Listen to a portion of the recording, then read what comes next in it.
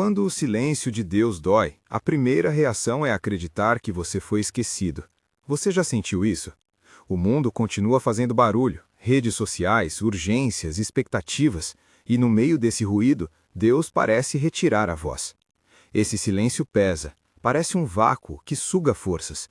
Mas e se esse mesmo silêncio for, na realidade, a forma como Deus começa a trabalhar para romper ciclos que te consomem? Saiba como Deus pode te ajudar a romper ciclos que te consomem, agindo no silêncio, provocando o deserto, expondo o íntimo para que a cura venha e convidando você à rendição que liberta.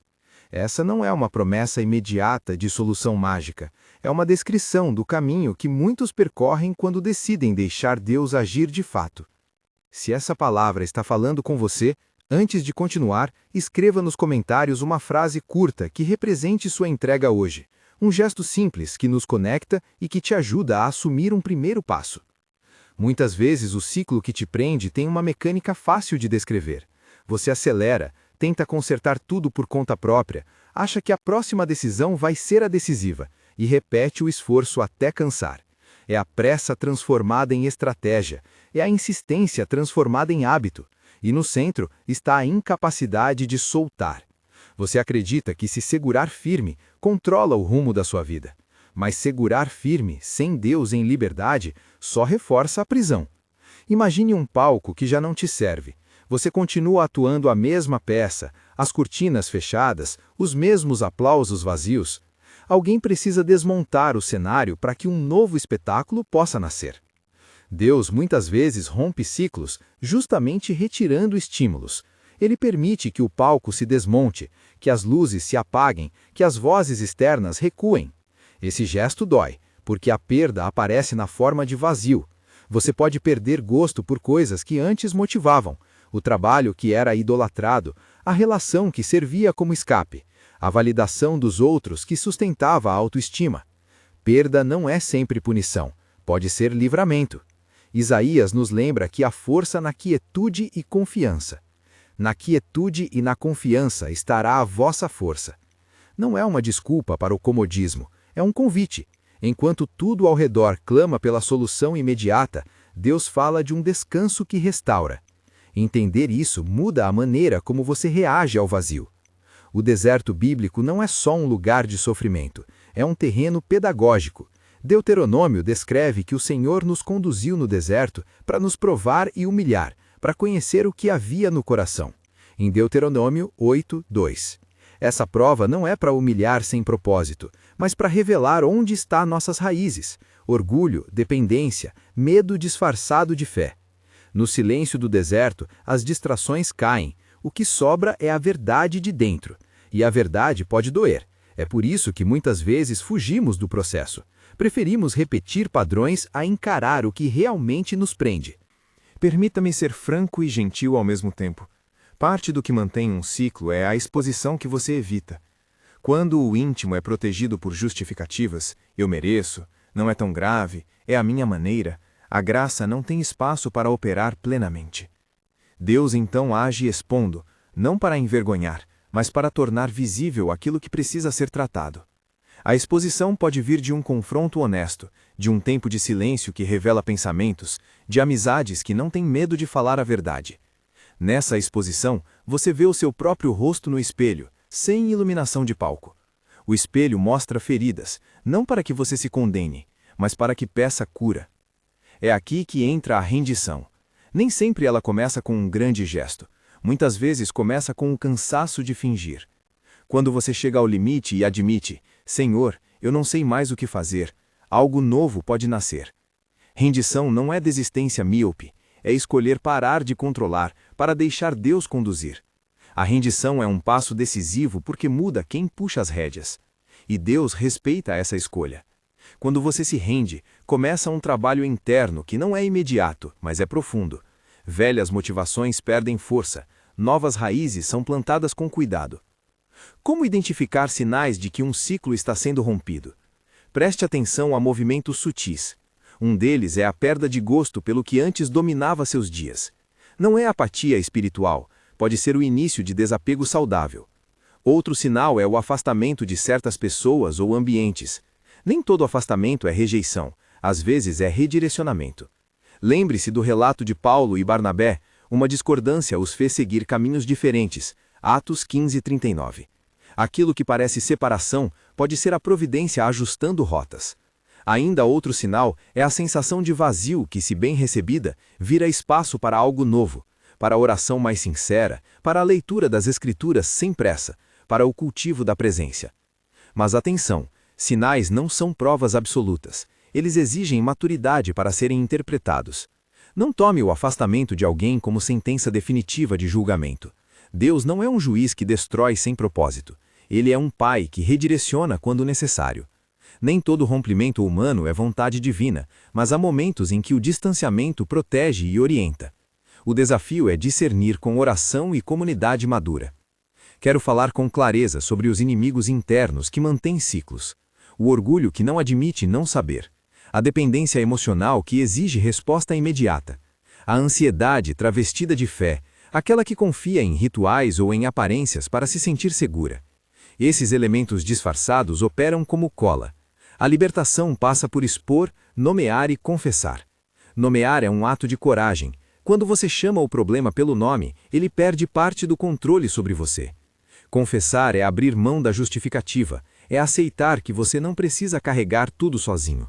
E entregar é permitir que Deus seja o agente da mudança. Passos práticos que você pode dar hoje, sem abandonar a fé cotidiana ou correr para soluções rápidas. Primeiro, reconheça o padrão. Olhe para uma semana da sua vida e identifique repetição. Os hábitos que te deixam exausto, as relações que sempre reativam dor, as escolhas que repetem o mesmo fim. Segundo, nomeie em voz alta ao menos uma dessas coisas. Falar clareia. Terceiro, procure um irmão ou irmã confiável para partilhar. A exposição à luz traz liberdade. Quarto, ajuste o ambiente. Remova estímulos que incentivam o comportamento que você quer romper. Isso pode ser desinstalar um aplicativo, ajustar horários, evitar certos locais. Quinto, estabeleça práticas de silêncio e escuta. Tempo com Deus sem pressa, leitura bíblica curta, caminhada sem música, dias em que você prioriza a quietude. Sexto, se necessário, busque acompanhamento pastoral ou profissional. Pedir ajuda não diminui a fé, ela a fortalece. Em meio a isso, Deus age de maneiras específicas. Primeiro, Ele silencia para que você ouça. Quando a voz de todos ao redor desaparece, a voz de sua própria alma e do Espírito pode emergir. Lembre-se de Isaías 30:15, a força na quietude e na confiança. Isaías 30:15. Segundo, Deus desertou-a. Ele permite a experiência de provação que forma caráter e revela motivações. Deuteronômio 8:2. Não se trata de sofrimento sem sentido, trata-se de treinamento que leva à liberdade. Terceiro, Deus redireciona, às vezes rompendo laços que impedem o avanço, como no caso de Paulo e Barnabé, Atos 15:39, onde caminhos diferentes abriram possibilidade de missão ajustada ao chamado de cada um. Não romantize a dor do afastamento, mas reconheça que ela pode ser parte de um plano maior. Há verdades práticas que convém guardar. A rendição que liberta exige sinceridade e persistência. Não espere que tudo mude depois de uma única oração intensa. A mudança costuma vir por meio de pequenos passos sustentados no tempo. Cultive paciência com o seu processo. E não confunda silêncio com abandono. Deus não se retirou por rancor. Ele pode estar agindo de modo profundo no segredo, trabalhando no âmago do seu ser, desmontando o velho para erguer o novo. Agora, como experimentar essa rendição no cotidiano sem perder o equilíbrio? Primeira recomendação: estabeleça rituais de presença. Isso não precisa ser complexo. Pode ser 5 minutos de oração ao acordar, 5 minutos de meditação nas promessas bíblicas ao meio-dia, um pequeno diário noturno onde você registra o que entrou no coração durante o dia. Esses rituais criam pistas no seu cérebro que ajudam a desapegar do automático. Segunda recomendação: aprenda a dizer não a tudo o que não edifica. O ciclo alimenta-se da sobrecarga. Dizer não é proteger o novo que está nascendo. Terceira recomendação: pratique a gratidão dirigida. Todo dia agradeça por ao menos uma coisa que você não provocou.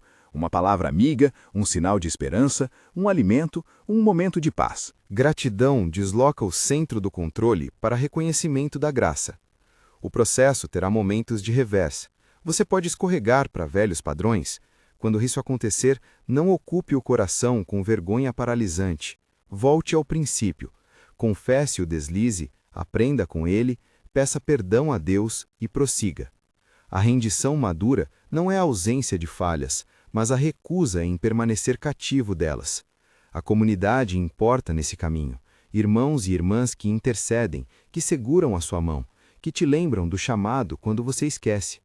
Se você ainda não faz parte de uma comunidade, procure uma igreja ou grupo pequeno que pregue a verdade com graça. Antes de prosseguir, quero expor um exemplo prático e bíblico breve.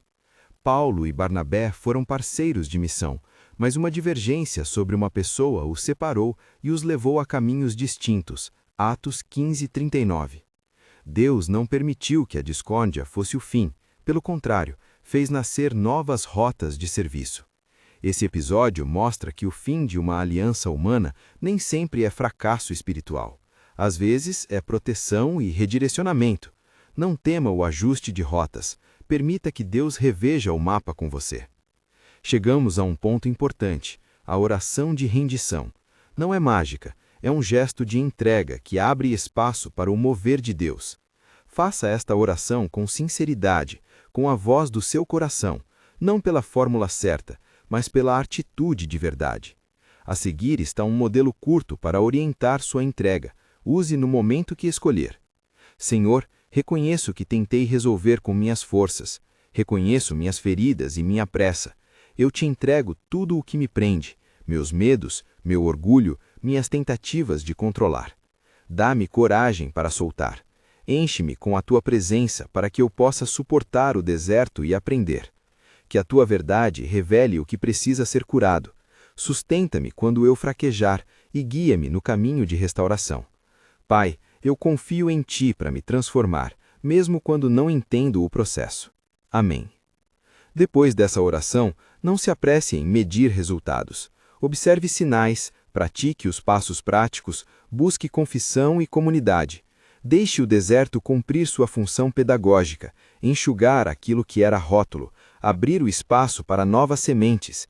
Permita que a exposição interna seja acompanhada de perdão, de si mesmo e de outros quando necessário, e de disciplina nova, oração, estudo da palavra, limites saudáveis. Ainda há perguntas práticas que surgem. E se a mudança envolver perda financeira, emprego ou relacionamentos? Em primeiro lugar, a promessa não é de prosperidade imediata como resultado imediato de rendição. A promessa é que Deus não quebra sem querer reconstruir. Se perdas ocorrerem, mantenha a clareza de propósito. O processo pode ser custoso, mas Deus pode usar a crise para formar fidelidade, caráter e sabedoria. Busque apoio prático, comunidade, orientação profissional, recursos de auxílio e cuide da saúde emocional. Não substitua o cuidado profissional por espiritualidade. Ambas caminham juntas. Pedir ajuda é sinal de maturidade e coragem. Como discernir se é momento de permanecer no processo ou de tomar uma atitude de rompimento mais definitivo? Discernimento é fruto de oração, conselho sábio e repetição de sinais.